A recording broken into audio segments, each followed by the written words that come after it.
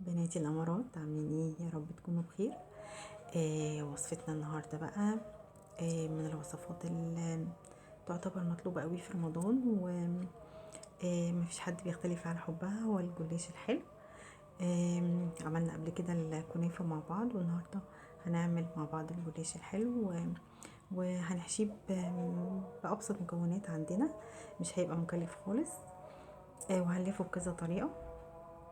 لو مش بتعرفي تعمليه، لو اول مره تعمليه هيطلع معاكي ان شاء الله تحفه. امشي بس بالخطوات معايا وان شاء الله هتطلعي احسن من كده كمان. ويلا بينا نشوف هنعمل ايه. هبدا بان انا اعمل الشربات، لان انا محتاجه ان هو يكون بارد، فهعمله الاول علشان يلحق يبرد. هحط على النار كوبايه ونص من السكر، معاهم كوبايه من الميه وعصره ليمونه، ويا دوب يغلي معايا. وبعد 10 دقايق بطفي النار وبحط سنه من الفانيليا. وبس كده الشربات بتاعي جاهز، وهسيبه يبرد على جنب. مش بدخله التلاجة وهو سخن يا بنات، بسيبه يبرد الاول. الحشوه بتاعتي بقى يعني ابسط مكونات: فول سوداني وشويه من الكنافه. بس هي دي الحشوه بتاعتي. على نار بقى. في الطاسه بجيب الكنافه بتاعتي بحمصها. مش بحط الكنافه نيه جوه في الجلاش يا بنات. انا بحب ان انا اديها احمصها كده على البوتاجاز بمعلقه من السمنه او نص معلقه من السمنه، وايدي فيها طبعا لحد ما اخد اللون ده. تمام. السوداني بتاعي كسرته وهضيفه على الكنافه بتاعتي المتحمصه، وهضيف سنه من القرفه، هتفرق جدا، ومعلقتين من الشربات، وبعجنهم بقى لحد ما يديني قوام حلو. قوام تقيل شويه علشان الحشوه ما تطلعش من الجلاش. عندي لفة الجلاش بتاعتي يا بنات. هغطيها طبعا، وهفرد بقى مفرش العجين بتاعي او اي حاجة هشتغل عليها. باخد ورقة من الجلاش وبدهنها طبعا بالسمنة. انا هنا عاملة خليط سمنة على زبدة. بالفرشة كده بدهن كل جزء في الجلاش، مش شرط الكمية، المهم ان كل جزء في الجلاش يجي عليه مادة دهنية علشان يستوي معايا. واخدت ورقة تانية حطيتها، انا دول ورقتين على بعض، ما بينهم طبعا بدهن سمنة. وهنا حطيت زي ما انتوا شايفين الكنافة والسوداني او الحشوة بتاعتي، وبلف بالطريقة دي بمنتهى السهولة. دول ورقتين معايا، فكده هنحس انه الجلاش يعني ممكن يكون السمك بتاعه تخين شوية. وممكن كمان نلف. لو عايزه تعملي كميه من اللفه بتاعتك، انت ممكن تجيبي ورقه ورقه، والورقه تدهنيها بالسمنه زي ما انت شايفه، وتتنيها على 2، وتحطي الحشوه زي ما انت شايفه برضو على الطرف كده وتتنيها. انا كده برضو عملت دي بورقه واحده، فدي ممكن تدي معاكي كميه حلوه. تمام يا بنات. دي بقى اللي هو البقلاوة دي، اسهل طريقة لعمل البقلاوة من الجلاش.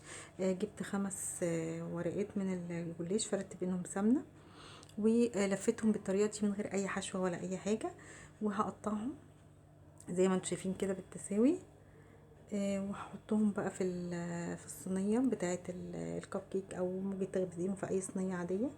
بس طبعا شرط ان انت تكوني دهنه الصينيه من تحت شويه حلوين كده من السمنه او الزبده، ايا كان اللي انت بتعملي بيه. بس هو طبعا يفضل في الحلويات الشرقيه ان انت تعملي بالسمنه البلدي، بتبقى ريحتها تحفه.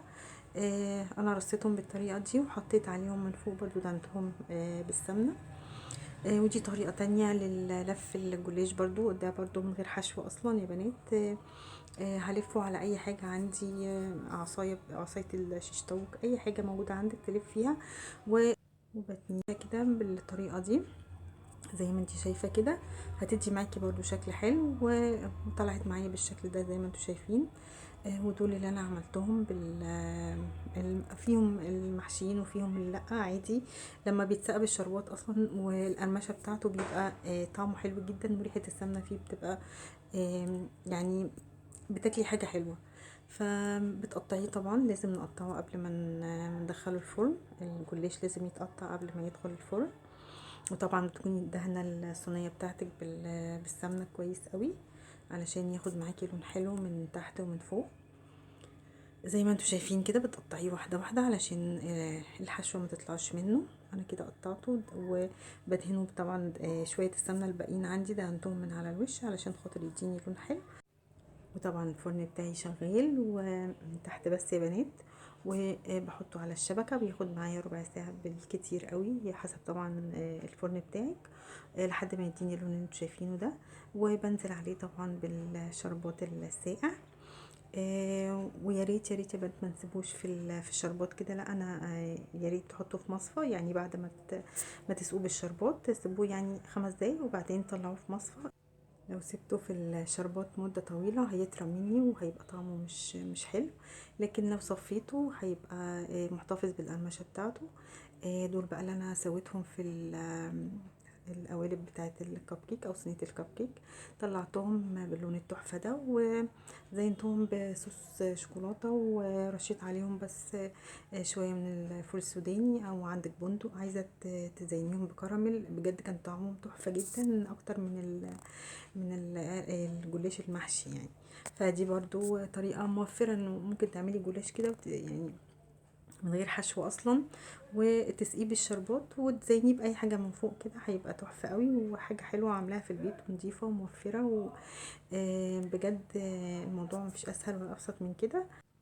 جربوا يا بنات وان شاء الله هتعملوا احسن من كده. ورمضان كريم علينا كلنا يا رب، ويا رب تكونوا استفدتوا من الفيديو.